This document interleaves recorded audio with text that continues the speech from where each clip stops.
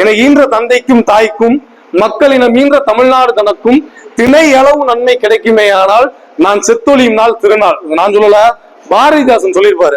இதுக்கு என்ன அர்த்தம் அப்படின்னு பாத்தீங்க அப்படின்னா, எனக்கு பெருமை அப்படிங்கிறது என்ன அப்படின்னா, இப்ப சார் சொன்னார் பாத்தீங்களா, நம்ம அம்மா அப்பா நம்மளால சந்தோஷம் பண்ணணும், இந்த பிள்ளைய பெத்துட்டோம், இந்த பிள்ளை வேலையில இருக்கு, அது ஒரு பெருமை.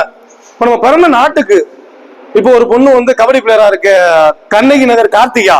இந்த கண்ணகி நகர் அப்படின்னா என்னன்னு தெரியுமா? அங்க உள்ள பசங்க எல்லாம் படிக்க மாட்டாங்க. படிக்காம என்ன பண்றாங்க அப்படின்னா, எப்படி வந்து இப்ப சண்டைக்கு போறது, வம்புக்கு போறது, இந்த மாதிரிலாம் போறதுனால கண்ணகி நகர்ல இருந்து இருக்கிற யாருக்கும் வேலையை கொடுக்கல. சோ அப்படி இருக்கிற காலகட்டத்துல இந்த இறையன் வைஸ் ஒரு சில பேர்களோட முயற்சிகளால என்ன பண்ணிருக்காங்க அப்படின்னா, ஃபர்ஸ்ட் பள்ளிக்கூடம் கட்டியிருக்காங்க. அங்க உள்ள ஸ்டூடெண்ட்ஸுக்கு எல்லாம் வந்து ஸ்போர்ட்ஸ் பயிற்சி கொடுத்துருக்காங்க. ஒரு ஊரு, அந்த ஊருங்கிறது வந்து என்ன நினைச்சிட்டு இருந்தாங்க அப்படின்னா, கண்ணகி நகர்ல இருந்து வந்தா வேலையை கொடுக்க மாட்டாங்க. இப்ப இந்த கண்ணகி நகர் அப்படிங்கிறது எப்படி ஆயிடுச்சு, ஒரு பிராண்டா மாறிடுச்சு. சோ நம்மளுடைய பிறந்த நாட்டுக்கு நம்மளால ஒரு நன்மை கிடைக்கணும் அப்படின்னா அந்த பேரை விட பெரிய பேர் நமக்கு கிடையாது அப்படின்னு பாரதிதாசன் சொல்லியிருக்காரு. சோ இது எதுக்காக சொல்ல வரேன் அப்படின்னா, யுஎஸ்ஏ மற்றபடி இந்த டெவலப்டு கண்ட்ரின்னு சொல்லுவாங்க தெரியுங்களா, வளர்ந்த நாடுகள். சோ அந்த வளர்ந்த நாடுகள்லாம் கண்டிப்பா பள்ளி கல்லூரி மாணவர்கள் ராணுவ பயிற்சி முடிக்கணும் அப்படிங்கிறது மாதிரி இருந்துச்சு. அதனாலதான் இந்த கவர்மெண்ட் என்ன பண்ணிருக்காங்க அப்படின்னா, ஏதாவது ஒரு சில பேர் தான் வந்து போர்சஸ்ல இருக்க முடியும். இப்போ ஆர்மியில எல்லாம் எடுத்தாங்க அப்படின்னா ஒரு சில பேர் தான் போட முடியும். ஆனா இந்த அக்னிவீர் போர்சஸ் வந்து எல்லா மக்களும் ஒரு நாட்டுப்பற்று இருக்கணும் அப்படிங்கிறதுக்காக உருவாக்கப்பட்டது தான் இந்த அக்னிவீர். ஓகேங்களா?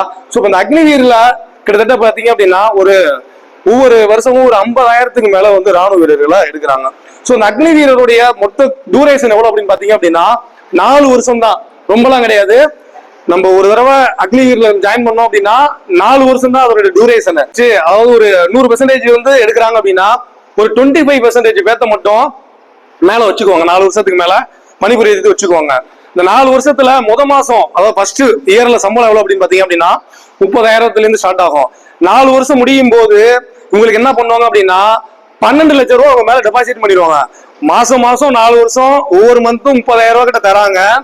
4 வருஷம் முடியும் போது 12 லட்சம் ரூபாய் டெபாசிட் பண்றாங்க. இதுல எக்ஸ்ட்ரா கரிக்குலர் ஆக்டிவிட்டிஸ்ல சிறப்பா இருக்கிற 25% பேர்த்த என்ன பண்றாங்க அப்படின்னா மறுபடியும் ராணுவத்துல தொடர்றதுக்கு அனுமதிக்கிறாங்க. இதுதான் அக்னிவீர் அப்படிங்கிறது உடைய முக்கிய கான்செப்ட். இந்த அக்னிவீர் எடுக்கிறவங்கள வீரர்களை எங்கெங்க வச்சுக்கோ பயன்படுத்துறாங்க அப்படின்னா Indian army, Indian navy, Indian air force. So இதுல பயன்படுத்திக்கிறாங்க. இந்த 4 வருஷம் கழிச்சுட்டு 4 வருஷம் நம்ம மிலிட்டரியில இருந்துட்டோம், நமக்கு வேற ஏதாவது ஆப்பர்ச்சுனிட்டி இல்ல 4 வருஷம் கழிச்சதுக்கு அப்புறம் இருக்கா அப்படின்னு பாத்தீங்க அப்படின்னா நிறைய இருக்கு. இப்ப நான் சொன்னேன் பாத்தீங்களா, அந்த பாரா மிலிட்டரி போர்சஸ் சொன்னேன் பாத்தீங்களா, இந்த பாரா மிலிட்டரி போர்சஸ் எல்லாம் ஜாயின் பண்றதுக்கு ஒரு ப்ரிஃபரன்ஸ் கொடுப்பாங்க.